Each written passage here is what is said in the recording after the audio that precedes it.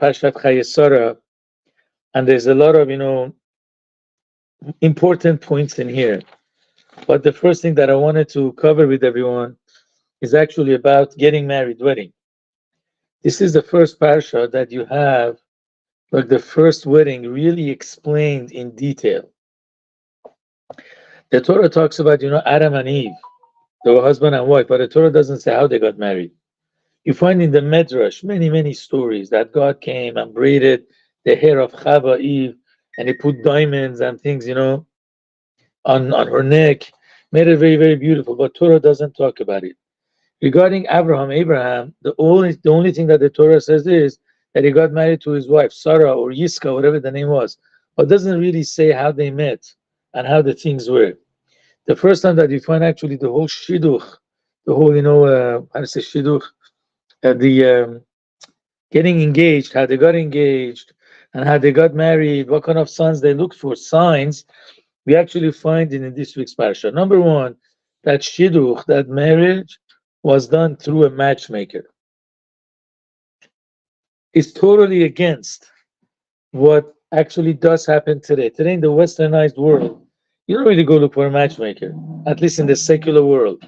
What you do is you find a girl in the school or in a party. Well, she's cute, he's cute. So decide to go out, and we're going to see what's going to happen later, right? Many times it's exciting. You marry your, first love that you meet in high school. It could happen. Most of the time, it doesn't happen. And after all that, you go out, you see, oh my gosh, there's something wrong with him or with her. Something come out of the closet, and then you already got very attached emotionally, but then it breaks up, and that really, I call it, you have a lot of hangover after that, a lot of disappointments. You get upset. But again, they always say that the old way of matchmaking. Sorry, Daniel, I'm inside. You're inside? Okay, I'm coming. Yeah, thank you.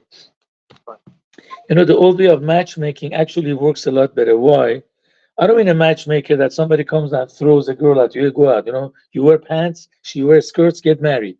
I don't mean like that. A real good matchmaker, you make a resume.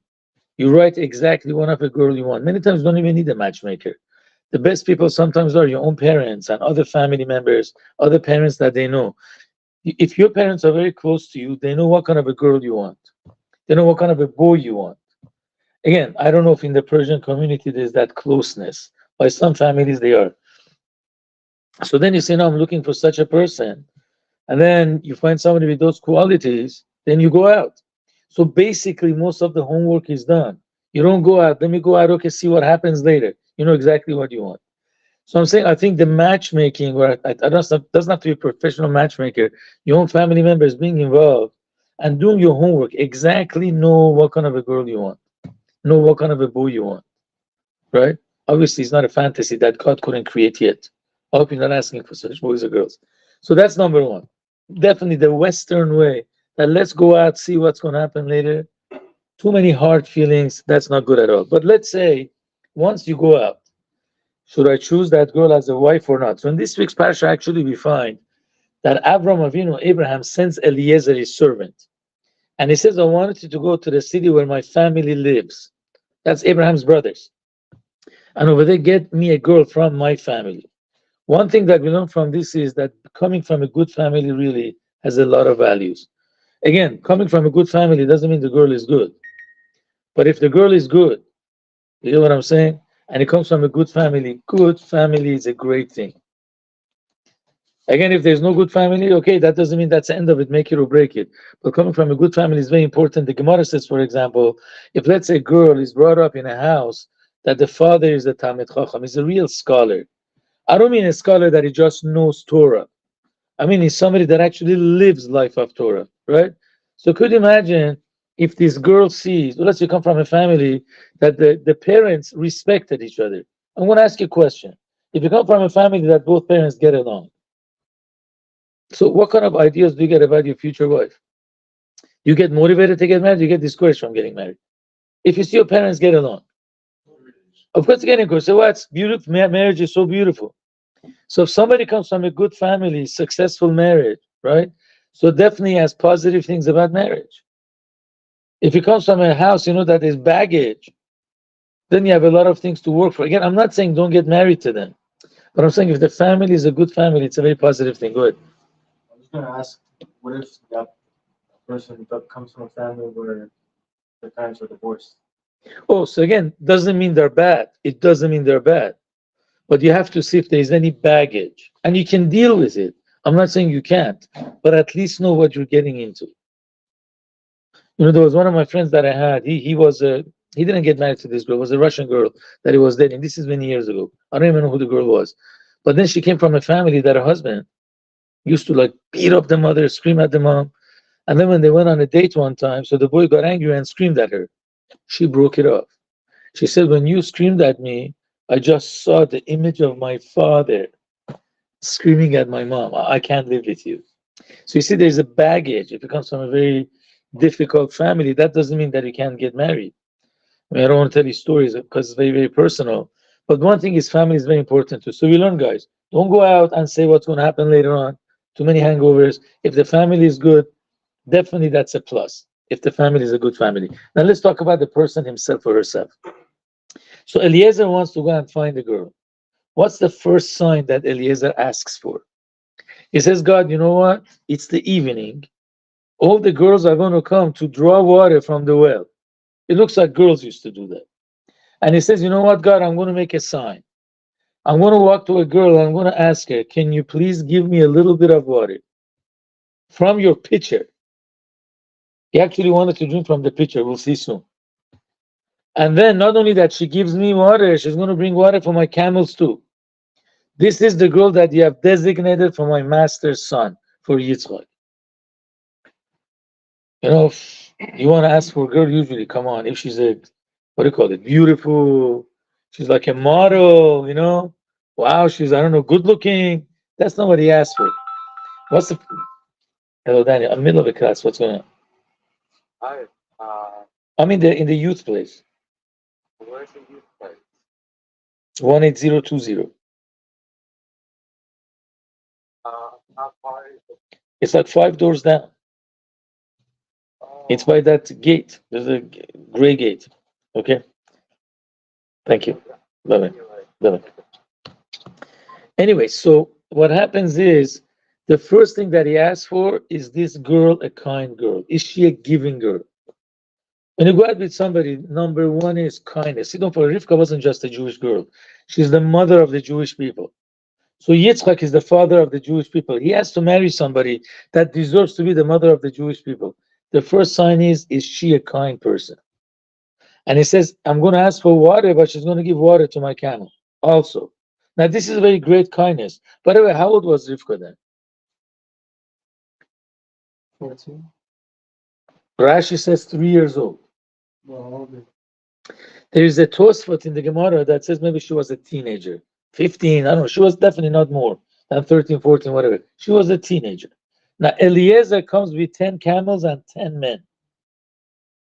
Each man was in charge of a camel because it was loaded with goods. So now, hold on a second. Any other girl would say, oh, you want water? Here's my pitcher. Go take water for yourself. You expect a 3-year-old girl or a 12, 13, 14, 15-year-old girl to go bring water, right? You look healthy enough. You're buff person. Go get water for yourself. She actually drew the water herself to a stranger that she didn't know. Human beings don't drink much. How much does a camel drink? A lot of water because they're going traveling, They go for a long time in deserts, so they drink a lot. That's what the Medrash says. I'm not a camel driver, so I have no idea. But that's what the Medrash says, so I guess, that's the way it is. So she actually went many times down to the well, come back up and bring water for them. So that's the first sign. If the boy is a kind person, that's someone that you go for. Always you ask when you want to see what kind of a person the boy or the girl is. What you do is, what does he or she do in their free time? If they do chesed projects, let's say they go whatever, they do kindness stuff.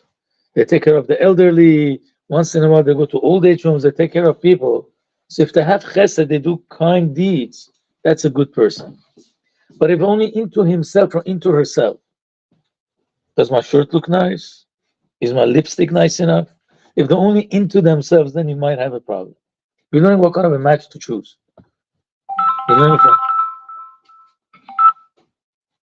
You're talking about Rivka and and the Yitzchak getting married, the first sign that they ask for is that Eliezer says, if I'm going to ask for a little bit water for me, and she's going to bring water not for me but also for my camels, that's a girl that you choose for Yitzchak. So you're saying that actually she's going to be the mother of the Jewish people. When you go on a date, doesn't matter, number one, how beautiful she is, how much money he has in his pockets. Is he a giving person, a kind person? That's the first thing you look for. Don't check his bank account. That's not number one. That's important to her. That's not everything. That's not, you got that, guys? Now, number two, and again, I saw she did tremendous amount of kindness because he could have told them, hey, you go take the water yourself. Here's my pitcher. But she went and he brought water for the camels too. Now, another point which we never pay attention. I saw this. I was laughing the first time when I saw this, but it's very, very true. He says, I'm going to ask the girl to drink from the pitcher. Does anybody drink from a pitcher? You drink from a cup. Anybody knows who Samad is? You know, Mr. Samad in Iran, there was a comedian. His name was Samad. He used to drink from a pitcher. When they brought a plate of, kubida and rice in front of him, he didn't use a spoon. He would put the plate next to his mouth and just put everything in the mouth.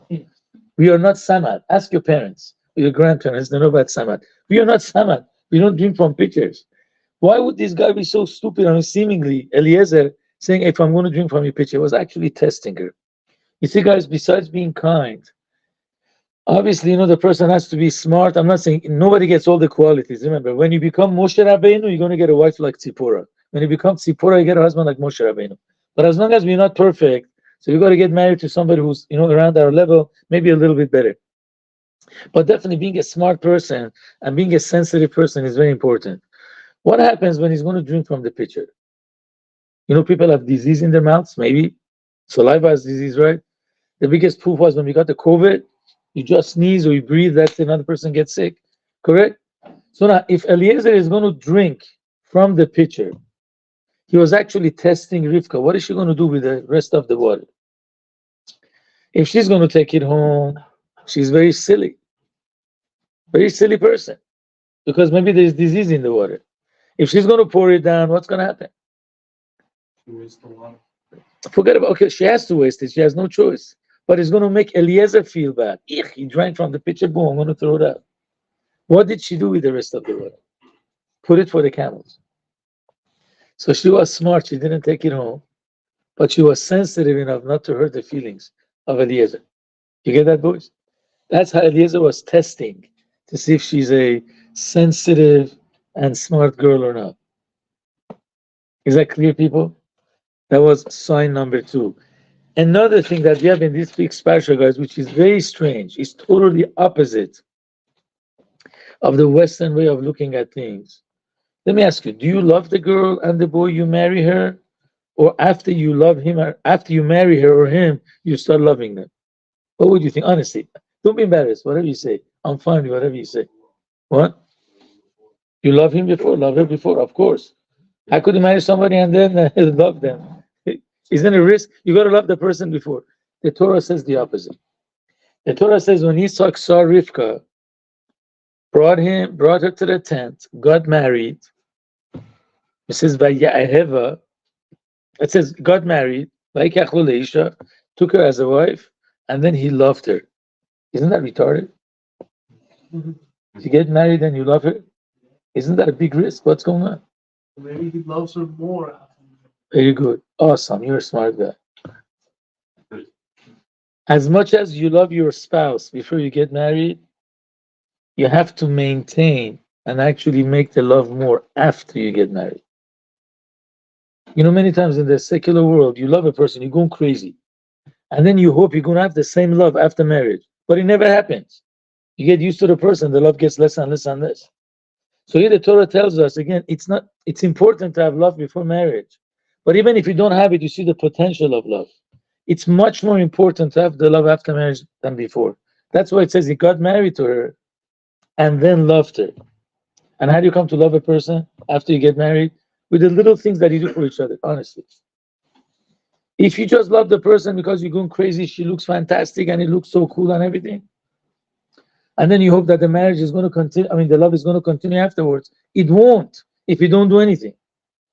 If a marriage is because only expect things, what are you going to do for me? You're not going to make the marriage work much better. You got to do little small things. Little sacrifice. It's not even a sacrifice. That makes the marriage a lot better. Imagine I come home one day and I see that the laundry is all over. My wife didn't put it into the laundry room. So I have two choices. What were you doing the whole day? Or my other choice is to just pick it up, put it in the hamper. So what's the first way? I'm just criticizing my wife. What's the second way? I'm actually helping my wife. That's a very big deal. I used to have a teacher that says love starts in the kitchen. I was like laughing. What is he saying? Love starts in the kitchen? You don't do love in the kitchen. So then he explained to us, when you come on and see there's a dish in the sink, wash it. You can't get emotional to your spouse only when you get into the bedroom. I'm sorry I'm talking so open. But every other time you just criticize. So if you're only sensitive when you go into your private room, that doesn't mean you love your spouse. I'm sorry, you love yourself. You enjoy having your spouse. That's what it is. If the only time I'm emotional is in the private room, is because over there I enjoy having my wife or my husband. But I don't really love my wife. I love having her. So that's what he told us. Love starts in the kitchen. If you find a sock on the floor, pick it up, put it away. If the husband comes home and he always leaves the jacket on the chair, don't get upset. Just put it in the closet. Don't say how many times I have to tell you to put the jacket in the closet. By the way, my wife got used to that. I always leave it on the chair. She gave up putting it in the closet. So, sometimes you can't change somebody. Is that clear, people? So let's just go over it one more time. Again, family is important, but that's not everything. The main thing is the person himself. Please look at kind people. The person should have kindness. Kindness is the most important thing in marriage. Clear, people? Any questions?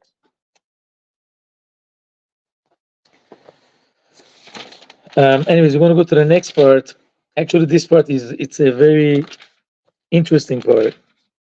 This week's parsha is called Chaye Sarah. What's the translation of Chaye Sarah? Life of Sarah. Right? Some of you guys might know about this. So it means the parsha is called the life of Sarah. Usually, the name of the parsha actually explains the entire parsha. That's why you choose a name for a parsha. It shows basically what the entire parsha is. But the second verse says that Sarah died in Hebron. And everything that the parsha talks about is about after her death. Talks about her burial, and then talks about Yitzchak getting married. And it says once Yitzchak got married, he got consoled. He didn't mourn for his mother anymore. The Gemara says when somebody's mother passes away, God forbid, once he gets married, I mean, if he passed away before he got married, he gets consoled through his wife. So after Sarah dies, talks about Yitzchak getting married. So actually forgot about the pain and the sorrow of the mother too. And then what does the end of the parasha talks about? Abraham goes back and gets remarried to Hagar, but he calls it Keturah. So everything that the parasha talks about is not about her life at all. It's about the death. So the parasha should have been called Mitat Sarah, the death of Sarah, not Chaye Sarah. That's a question that commentators ask. So basically what the answer is, people, is that the Torah is telling us what's a real life of a person. Let's bring out, what the Talmud says. There's the Gemara Masechta Tainis. You remember that? Masechta what? But this is Tainis. This is not one. So Masechta Tainis, it says that Rabbi Yochanan, I think, was talking, and he says, Yaakov, our father, never died. Jacob, our father, never died. So the Gemara asks the question, what are you talking about? He never died. Of course he died. Because the Torah says they embalmed him, right? They made him into a mummy, and then they mourned for him for 70 days, and then they take him to Israel and they buried him. So obviously there was a burial. What do you mean he didn't die? Of course he died. So the Gemara says, no, I mean something else. What I mean is just like Yaakov's children are alive, Yaakov is alive too. Again, Yaakov's kids, that means the Jewish people. Since all the Jewish people are alive, so then Yaakov is alive too. Now, what does that mean? What's the meaning of that Gemara? So the many explanations given. One of them is that, every human being, especially every Jew, we have two sides in our life. One is our physical, temporary life that we have in this world. We live for 70 years, 80 years, 120 years, God willing. Right? We live a long, long life. But what's going on? Don't poke him, the poor guy. If you poke him, he's going to get distracted. paying attention really well. Okay. Kind of distracted. I don't get upset, but let him listen. So, anyways, so that's a temporary type of a life. The real life of a righteous person is the good deeds, the spiritual life that he has. The Zohar says about tzaddikim, not the Zohar, I'm saying, Book of Tanya, it says the real life of a tzaddik is his faith, his love and fear of God. All right. When somebody dies, what do they usually talk about at the funeral? How much money he made? How many cars he had? They always talk about good things. Even the secular world knows the real life of a person is their spiritual life, their spiritual accomplishments. Nobody talks how much money they had. They might say how much money he gave for charity. Or if somebody's a dentist, oh man, this guy was such an expert. He was able to make a filling the most. No one talks about those things. He made the best fillings, in the teeth. Or he was such a good driver, he knew how to skip lanes. Nobody talks about these things. You only talk about the real spiritual life. Everybody knows that's the main life of a person. Talking about Yaakov, our father, Jacob, our father, his real life was the spiritual life. He gave it over to the children. Now, when Yaakov died, what happened? His body and soul got separated. Clear? So the body went underground. But his spiritual life continued through his kids, because whatever spiritual life Yaakov had, he gave it to his kids. You look at the Jewish people today, how many good, kind deeds they do. Really, again, almost everyone has a certain great value.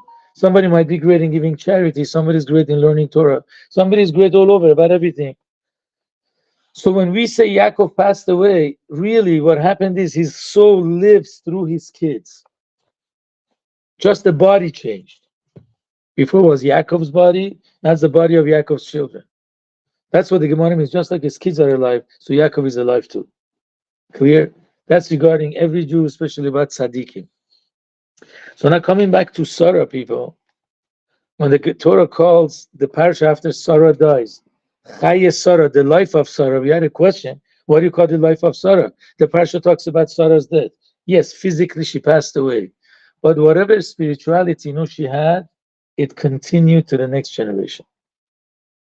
They say a lot of miracles used to happen during Sarah's life. One of them was whenever she made challah, whenever she made bread for Shabbat, she used to make it. There was a blessing in there. There was always a cloud on top of the tent. But I think they lived in tents those days. So on top of tent of Sarah, there was always a cloud. That cloud showed on the presence of God. When she used to light candles, the Medrash says that she used to light candles for Shabbat, even though they were not commanded to keep Shabbat. How long was it burning? 1 full week. A miracle would happen. But every night that girls light Shabbat candles, they don't burn for a whole week, but they bring spirituality for the entire week. Very, very powerful when the girls light candles. So anyways, when Sarah died, those three things stopped. When Avram made the bread, there was no blessing in the bread. There was no more cloud on the tent. And even though Abraham had to light candles because Sarah passed away, it wasn't burning for the whole week. When Yitzchak gets remarried, not remarried, when Yitzchak gets married, I'm sorry. When Yitzchak gets married and Rivka comes into the house, the candle was burning for a week. There was a cloud on the tent. And also there was a blessing in the bread that she made. So you see that the spiritual life of Sarah continued. This is what the Torah is trying to teach us. We have to put our emphasis in our spiritual side. Again, it's important for a person to have to have all these needs, no question about it. But again, we are not here to go after physical pleasures. You're allowed to use the world, enjoy the world as much as it's needed to be a good person to serve God. But to say this is my entire being, no. Then our life is very limited. It's limited only to 70 years, to 80 years. But when we do good deeds, so then our life becomes eternal, like Chaye Sarah, that it continues, for a long, long time. It goes forever. Any questions, people? I hope I'm not getting boring. No? Anyways, we're going to go to another part, guys. We're going to talk about self-sacrifice. And I want to say something. I hope I'm not going to get stoned for it. I hope nobody's going to attack me if they see this video. You see, when we talk about, last week, we learned about a sacrifice of Yitzchak. God tells Abraham, you have to go sacrifice Yitzchak. And over there it says, Kachna, please take your son. Why is God saying please? Please take your son. Doesn't say take your son, bring him as a sacrifice. It was a test. Abraham got tested 10 times. First test was at age of 3, realized there is a God. He was amongst idol worshippers, but he realized there is a God with his own brain. Test number 2 is when, Nimrod threw him into a fire. The story that he broke all the idols of his father. So the father complained, took him to the king. So the king says, you know what? My God is the fire. If your God is the real God, I'm going to throw him in the fire. Are you going to worship fire or not? Abraham said no. They threw him into a fire. He came out alive. The third test was that he had to actually go away from his home to a land which was unknown. Then Sarah was taken to Pharaoh's house. He had like 10 tests. Test number 10 was when God tells him, go sacrifice Yitzchak, your son. So whether God says, please do this, please take your son. Why did he say please? So the Midrash says a very strange thing. He says, please sacrifice your son so people wouldn't say that all the other tests were nonsense. There was no truth to them. If you're not going to take your son for a sacrifice, they're going to say all the first 9 tests were no tests. There was no truth to them. So please take your son. That's going to prove that all the tests were true. Now I'm going to ask you a question. I agree. We understand. Sacrificing a child is the worst thing. It's the hardest one. If Abraham is not able to overcome that test, that means the first 9 was nothing. Why? They were great, but he wasn't ready to sacrifice his son. He was ready to throw himself into a fire, but he's not ready to sacrifice his son. Why is God saying there's no truth to it? If you won't withstand the test. Is the question clear? Yes? Anyways, we're going to talk about self-sacrifice. It looks like, Palestinians do bigger self-sacrifice. They go blow themselves up. They see you get the biggest part in heaven if you're going to just bring 4 skulls of Jews with you.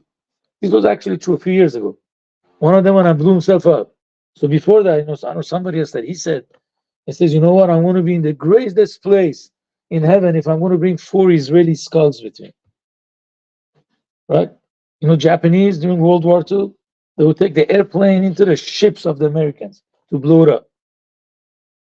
They did sacrifice, right? So why is it so great about Jews, about Abraham, doing self-sacrifice?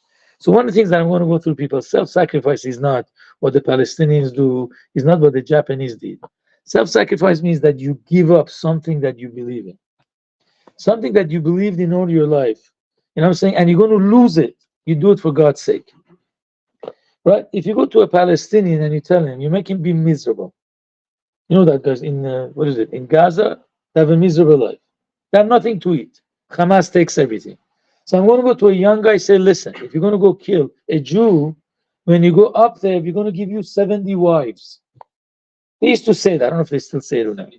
72 wives. They're all going to be virgins, and they're going to pour wine for you, and they're going to bring these things, blow air on you, right? So let me ask you a question. Is that self-sacrifice? The guy has a miserable life. He has no wife. He has no food. He has nothing. So what is he living for? His life is hell. Better for him to die to get 70 wives up there. That's not self-sacrifice. That's business. I'm gaining. And I prove it to you. Why didn't Osama bin Laden go and do self-sacrifice? They all send these badbachts, all these guys that have nothing in their lives. They send them to blow up. Why doesn't Osama bin Laden go kill himself? Because he had his heaven here. He had 7 wives, or he had 6 wives. And he's a humble guy. I'd rather have 6 wives. I don't need 72. 6 is enough. He's not so arrogant. I'm not kidding. That's not self-sacrifice. These kids have no life. So they give it up because it's not worth it for him to live. Who's the guy in Qatar? Ismail Hania. They were saying that he has like $5 billion in Qatar, and the Palestinians are suffering. That's not called self-sacrifice. You see, when, let's say, they brainwash somebody from childhood, let's say they brainwash somebody and they say, if you're going to, whatever you do, even if he doesn't have a miserable life, but you brainwash him, you know what, if you're going to kill yourself for your country, in the other world, you're going to get to the greatest places possible. That's not self-sacrifice. He thinks he's going to become bigger. Have you ever seen a Christian or a Muslim that spits at the church or spits at a mosque? He's going to give his life up for his religion? It never happens. We had Jews that were not religious. They didn't keep anything. Even on Yom Kippur, they ate pork. And when they came to them, they said, give up your Judaism. You don't live like a Jew anyways. Worship an idol. I'm going to kill you. They gave up their lives. I'm saying mostly. If you look at the history, mostly that happened. Why? The guy doesn't live like a Jew at all. What does he care? We don't know. We have no idea what the reason is, but his connection to God is so strong. This is called the real self-sacrifice. Even somebody that spits at a synagogue, he still dies as a Jew. I'm saying mostly.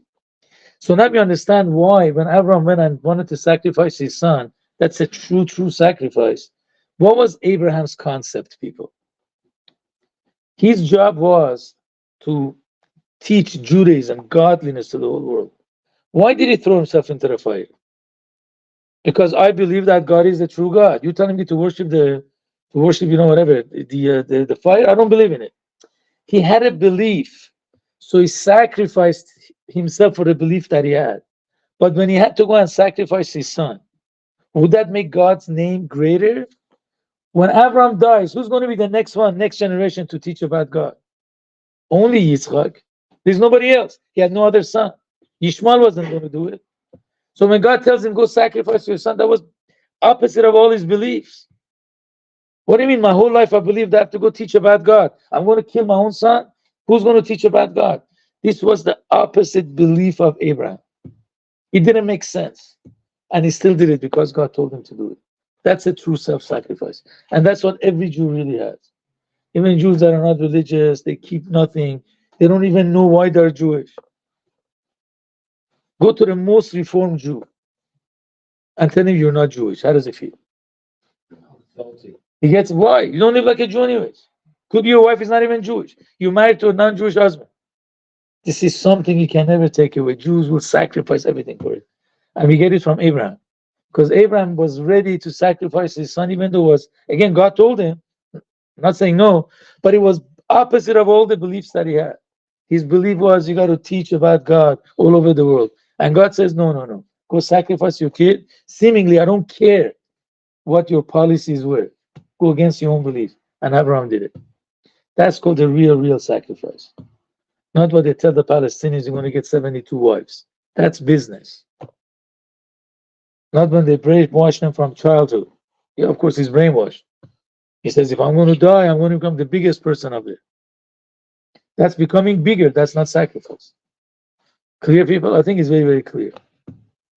Thank you for listening. Let's go a little bit further, guys. A few more minutes. Any questions before we go further? You agree with that? I do. Jews are holy, man. God bless them.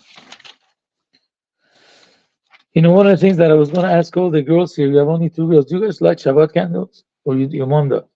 Both of us. That's good. Please, when you light them, please pray for our soldiers. Because, they're into Gaza City right now. I think they're surrounding the hospital. It's a very tough time.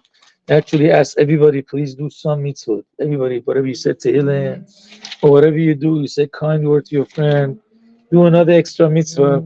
It definitely helps out soldiers, and with God's help, they're going to be successful, and hopefully all the captives will come back home pretty soon. I just wanted, when we talk about being kind, doing kind things, I'm going to finish with one story of the Baal Shem Tov. You guys want to go to Melrose? You want to go to? Let's do it. We want to go to. I don't care. Which one do you like more? You go to Tel Aviv. I don't eat. So we go to Tel Aviv. If Tel Aviv is there, we go to Tel Aviv. No problem. I just wanted to share one story with you people. He's a Kohen. I'm gonna know about it. We are all nobody. I'm not a client. But we are all very important because God is within us. That makes us great. But on our own, we are nothing. We're going to go to Tel Aviv.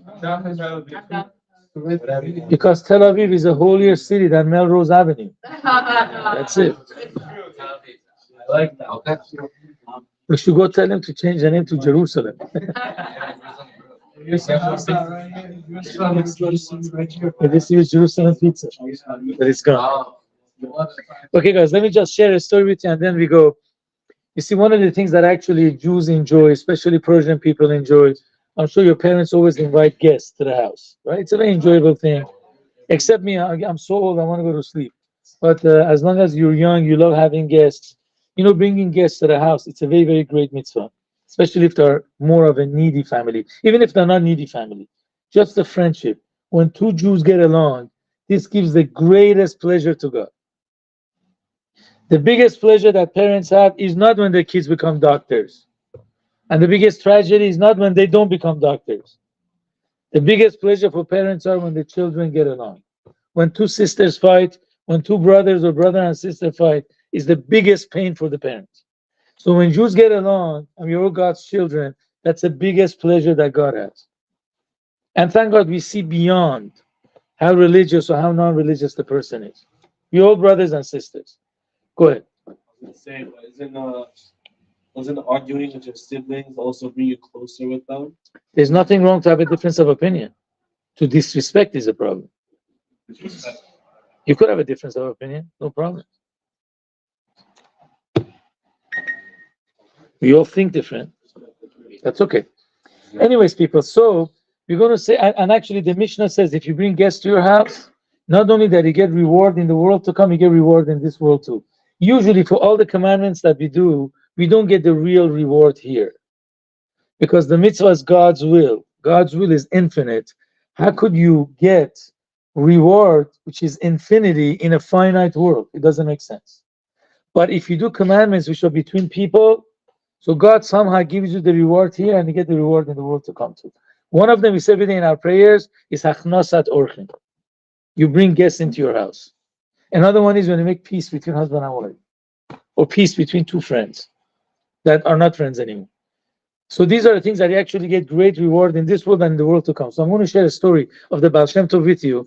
You know, Baal Shem Tov's parents, if I told you once and you know already, so let me know, I'm not going to say the story.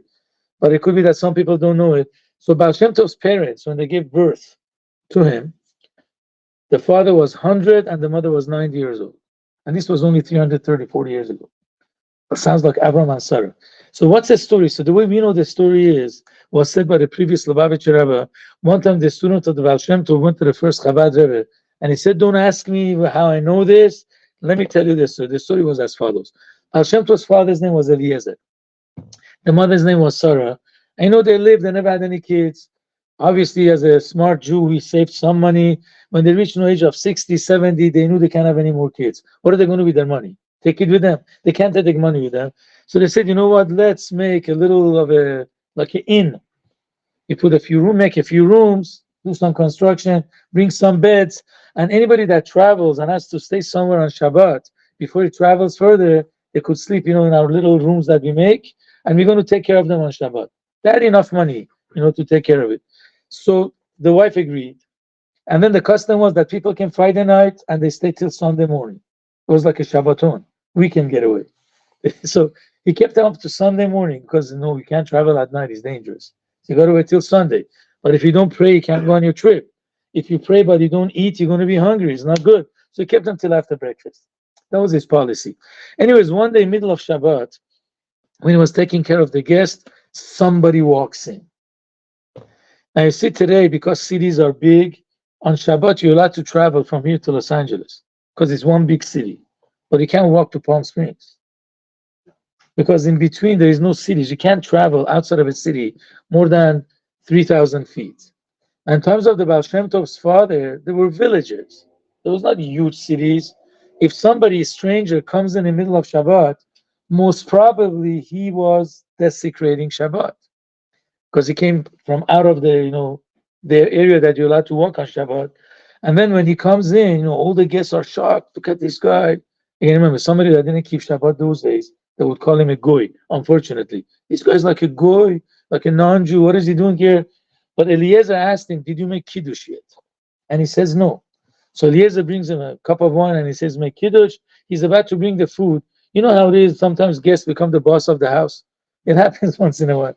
So then they say, hey, why are you giving him wine? This guy was Mechalel Shabbos. This is the guy that desecrated Shabbat. Kick him out. And they actually start saying some bad words to this guy, stranger that walked in, and they started attacking Eliezer too. Eliezer was a very sensitive person. The story says that he went to next door and he cried a little bit. And he was very offended. It reminds me when I was younger. Now I'm tough. After being a rabbi in Persian community, you have to become tough. Thick skin. Rabbi say in Persian. "Pustesh مثل خر کلفته." That's what they say for the guys that speak Persian. But anyway, I hope you don't mind that I speak Persian once in a while. If you get a Persian wife, you have to learn how to speak Persian. Don't worry. You know, I'm going to get off subject, but you know how why my wife learned Persian? Honestly, I mean, she allows me to say it. I told the whole world. When we got married, you know, Rabbi Mansouri, so he was a guest in our house. I got married before him. And then what happened is one time he came, and then my wife screamed at me. You know, the first day is normal. Something happened, she screamed at me. So I was offended. So I told in Persian to Rabbi Mansouri, Zan Nagir, which means don't get married. Honest to God, a month later, my wife comes to me and he says, David, what does Zan mean? I said, Zan means a woman, a wife. What does Nagir mean? Means don't get married. He says, oh, you said a month ago to Rabbi Mansouri that he shouldn't get married. I'm going to learn Persian. And she did. That was our story. You know my secret right now.